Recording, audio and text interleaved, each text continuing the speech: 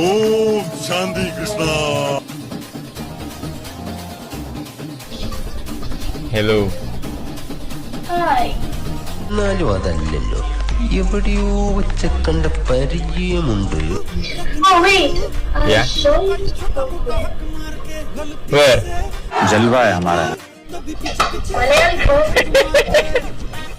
അപ്പൊ ഒരു 250 രൂപ പെർഫോമൻസ് കാഴ്ച വെച്ച എല്ലാരും